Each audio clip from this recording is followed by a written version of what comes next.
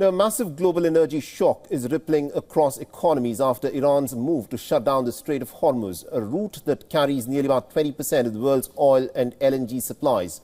With crude prices surging past $100 a barrel, governments are now scrambling to rethink their energy security, to diversify their supplies and to accelerate the shift away from fossil fuels. Now, the closure of the Strait of Hormuz following the 28th of February conflict has triggered what the International Energy Agency is calling is the worst energy supply disruption in history.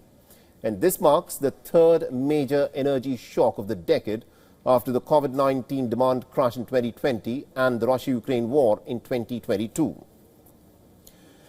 Now, countries across the globe are reacting pretty fast. In Europe, energy import costs have already risen by €6 billion since the crisis began. Now, European Commission President Ursula von der Leyen has admitted that reducing nuclear energy over the past decade was a strategic mistake.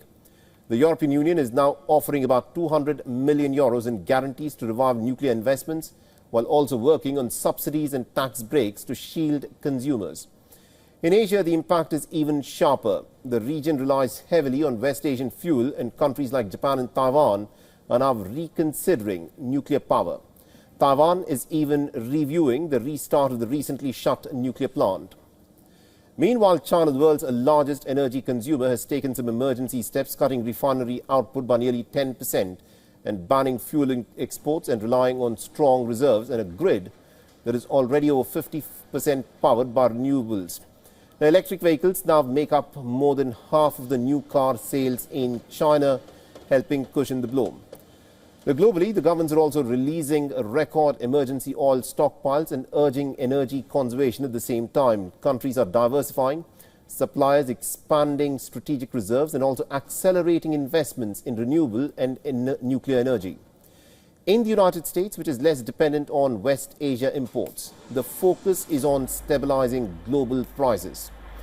Now, the government has even eased sanctions on Russia to boost oil supplies, but the crisis is also reopening debates. Should the world produce more fossil fuels for stability or move faster towards clean energy?